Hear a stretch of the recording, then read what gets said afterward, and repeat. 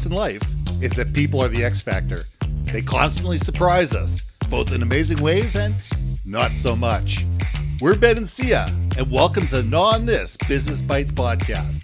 This show is all about real life things we all deal with every day, how they relate to business, and how to make some sense out of our daily chaos. Welcome to the show.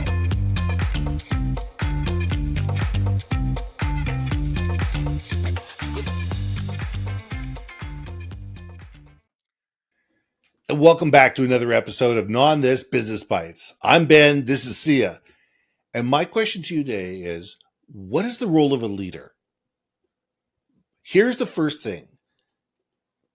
We lead people and we manage process. Let's get that out of the way. We lead people and we manage process. My big thing with a leader is a leader's first job, first and foremost, is to groom, create, and develop the next generation of leaders. The second rule of a leader is to sit there and provide people with the opportunity to be great in their own way. That's, to me, as a leader. It's not about the paperwork. It's not about the comfy chair. It's not about the business cards with the fancy title. It's about how do you help other people succeed? Syya, let's gnaw on this. Wait a second. So if you're like a leader, you don't have peons underneath you to do your job for you? Is that what you're trying to tell me? We don't call them that. Shh. Oh, I'm sorry. Okay. No, we do not have peons. No underlings? No, gophers? No.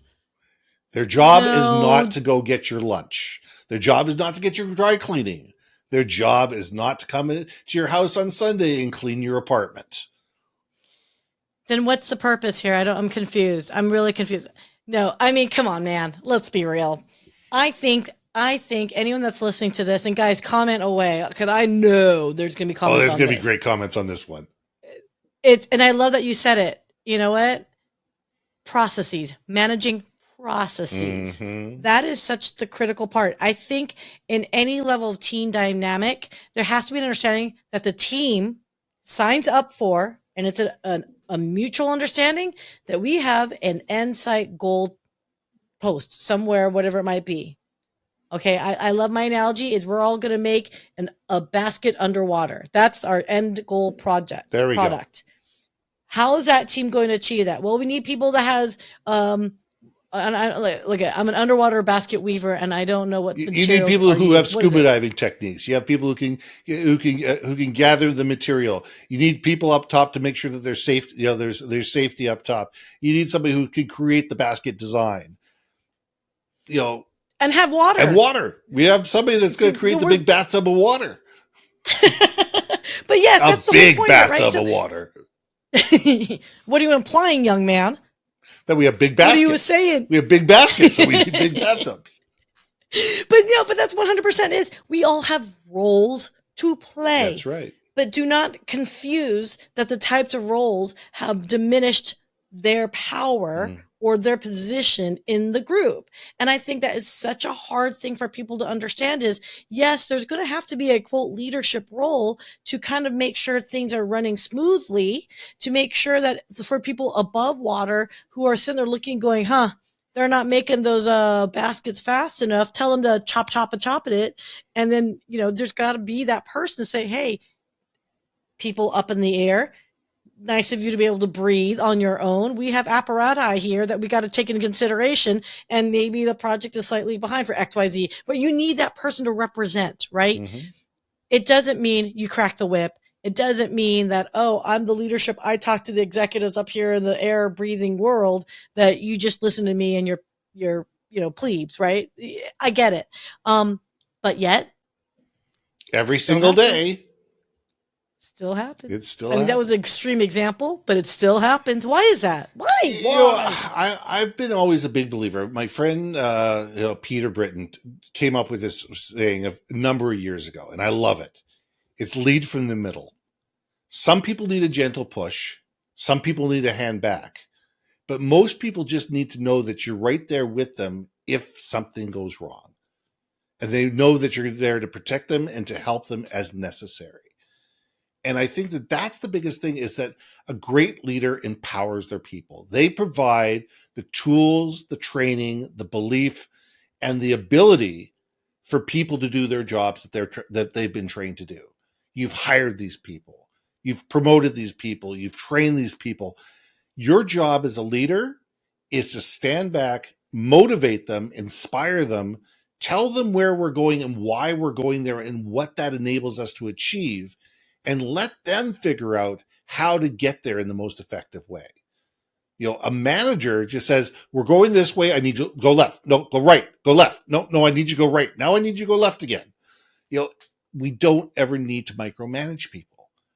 We don't need to sit there and position ourselves where we put the position of doubt into people's minds. The reason we have micromanagers and the reason that we have this thing is two different reasons. One, we don't train and we don't coach our leaders. We assume when we promoted somebody that they were a great tactician, they're going to make a great leader. One skill does not define the other. We have the Peter principle for a reason, where people are promoted to their highest level of incompetence.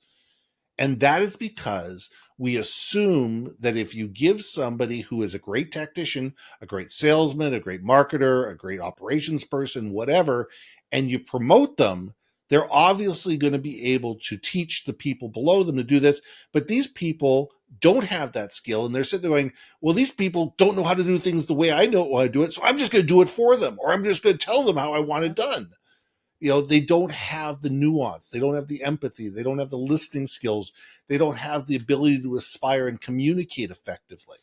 And we need to teach our leaders at all levels, all the way up to the C-suite, how to be better leaders. That's why we need coaches. That's why we need training programs. That's why we need to invest in our people, because our goal is, if we want to become a senior vice president, we need to make sure that we're training the next vice president so we can be promoted. Because if we can't be promoted, if we're essential in our role, we'll never be promoted. So we need to be able to bring the person below us up to our level so we can head to the next level. And that's a funny thing, but you just said that. Train them up so you're not essential, that you've got someone else that could backfill you. And I know for a fact, people are going to be like, hell no, why would I want to replace myself and get fired and that person just make the transition easier? It's like, then you're not a leader. You're not a leader. Let me just be very clear and clean and say this one more time. If you are afraid to train someone up to do your exact same job, then you are not a leader. Exactly. Simple as that. And I cannot tell you how much you can literally make or break someone's career experience if you're that bad leader. And it's not a threat. It's a fact. If you suck, someone's going to remember how sucky you were. And they will always remember it. I remember I got thrust into a management role without training, without guidance. What should have been a director, they promoted him because he was competent and moved his, out of the country, and then never backfilled his role. So I ended up reporting to a VP at a company, and I was just an inside sales manager. Can you imagine what a show that was for me? That I was trying. I thought I was doing the right thing. What it was ultimately micromanagement, because I didn't know any better, because I was micromanaged coming up, right? So I thought that was what you were supposed to do. It's so sad to me that I had to go through that experience. And I hate to say it, everyone that was underneath me during that time were like, yeah, that girl's a bitch. Because I didn't know what the hell I was doing. You didn't know what you were doing. I still don't know what I'm doing. So yeah, it's a work in progress. You got to consciously understand we're all underwater basket weavers, underwater together. Everyone's got a role. Sure, there might be times where, hey, can I help you? Nudge, nudge, wink, wink. But usually it's maybe they are overtasked. Yeah. That's your responsibility to notice that as a team, right? As an observer of the bigger picture, you should notice if maybe one team is taxed more than the other, right? And that's, again, the wisdom to say, hey, maybe we can offload work and certain tasks and redistribute the load as a team. Otherwise you're rowing a boat and it's going in circles because only one boat, one side rowing. Well, and that's why they have the team. If you really want the best definitions of the team, they have everybody sculling together, in the 8. So it's everybody's got the oars dipping at the same time, going the same direction. But that doesn't come without a heck of a lot of work and a lot of motivation and people understanding what are they trying to achieve.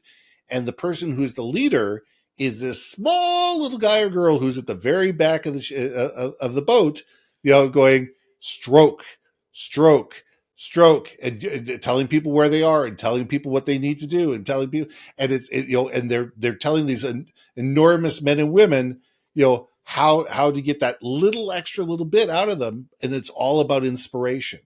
It's not about yelling at them. It's about the inspiration. So I have to tell you this story because I have to. I used to work at Disneyland. Yes. And for the cast members, they had this annual summer thing called the canoe races. Right. And so if anyone's been to Disneyland, there's what used to be called Tom Sawyer's Island is now, well, I'm old. So when I was there, it was Tom Sawyer's Island. I thought it still was, but okay, is it called now? Good enough. No, they changed that up, Sunshine. I think that's where, I don't know. Doesn't matter. It's Tom Sawyer's Island. California, correct me. Anyway, so there's Rivers of America. And so we'd get up at like 4:45 in the morning, and we would race each other around the island in the morning, like around the island. And it's a canoe race, right? And you just reminded me of, I was a cadence caller. There you go. Right. But I was actually in the front. Our guy was steering in the back. Sure. And so what I was doing is trying to keep pace, right? So you stroke, but like you can say stroke. It can sound like for the guys, the rest of the crew that's on there, that's like, stop yelling at me, stop telling me what to do, right? Or you could make it where it's like more entertaining. So you could say stroke, or you could say, like here other we things. Come, and just walking down the street singing do a dee dee dee dee dum dee dee doo. 100%. Exactly. And that's the whole point. Yes, you guys, stroke has to happen. Stroke. And by the way, I also had another song in my head that I'm not, like if you're in the 80s, you would know. Okay. We'll leave it alone.